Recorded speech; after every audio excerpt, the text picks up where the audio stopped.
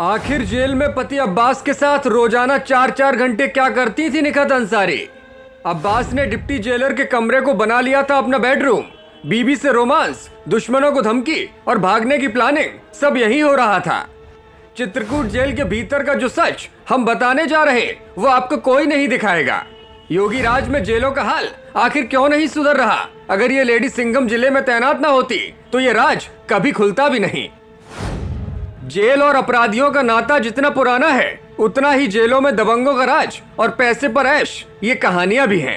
अक्सर आम लोग कहते हैं कि अगर अपराधी की जेब में पैसा है तो जेल के अंदर जाने के बाद भी वो ऐशो आराम की जिंदगी जी सकता है। लेकिन क्या कोई अपराधी बीबी के साथ भी जेल में अपनी रातें रंगीन कर सकता है? ये शायद कभी किसी ने सोचा न था। जो किसी ने न सोचा हो वो आज उत्तर प्रदेश में हकीकत बन गया है। माफिया मुख्तार अंसारी के बेटे अब्बास अंसारी ने चित्रकूट जेल में भ्रष्ट अधिकारियों के साथ मिलकर ऐसी कहानी सेट कर रखी थी कि खाने से लेकर नहाने तक और रहने से लेकर रात बिताने तक का पूरा इंतजाम शानदार था। अगर जेल में हर किसी को ऐसी जिंदगी मिले तो कौन होगा जो जेल में न रहना चाहेगा। बीबी का साथ, अधिकारियों की रहमत और जेल से चलता पूरा साम्राज्य। अंसारी को इससे ज्यादा और चाहिए भी क्या था।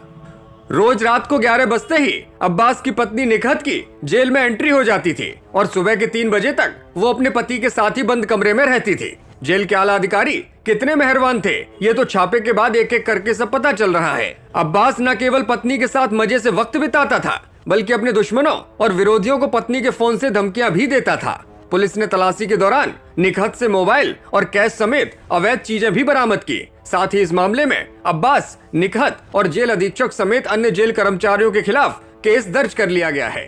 निखत अंसारी को जब पुलिस ने रंगे हाथों पकड़ा तो उसने भी किसी शातिर अपराधी की तरह पुलिस के अधिकारियों को खूब गुमराह भी किया। पुलिस महिला कर्मियों ने निखत से बरामद मोबाइल फोन के लॉक को खोलने के लिए कहा तो उसने कुछ ही सेकंड्स में फोन में से काफी डेटा डिलीट कर दिया। जब पुलिस ने ऐसा करने से रोका तो उसने पुलिस वालों को धमकियां भी दी।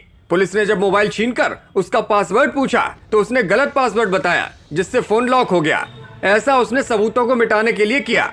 जिले की तेज तर्रार पुलिस अधीक्षक बृंदा शुक्ला के प्लान की वजह से ही जेल के अंदर का ये सच सामने आ सका है। छापे के दौरान उन्होंने अपनी वर्दी की जगह सादा कपड़े पहने थे। यही नहीं, औचक निरीक्षण की किसी को भनक ना लगे इसलिए वो प्राइवेट गाड़ी से जेल में पहुंची थी। खुद एसपी बृंदा शुक्ला बताती हैं कि उन्हें जानकारी थी जेल में पिछले कुछ दिनों से अनधिकृत गतिविधियां चल रही थी। बाहर के लोग बंदियों से अनधिकृत रूप से मिल रहे थे। इसी सूचना के आधार पर उन्होंने डीएम के साथ मिलकर जेल में आकस्मिक निरीक्षण किया तो ये सच सामने आया।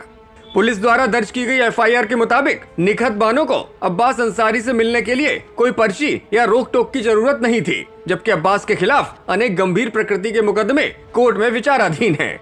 अब्बास की पत्नी बेरोक-टोक जेल में आने जाने और पति को सुविधाएं मुहैया कराने के एवज में जेल के अधिकारी और कर्मचारियों को पैसे, उपहार और प्रलोभन देती थी। यही नहीं, निखत अपने ड्राइवर नियाज के साथ जेल के अधिकारियों और कर्मचारियों की मदद से अब्बास को जेल से भगाने की योजना भी बना रही थी।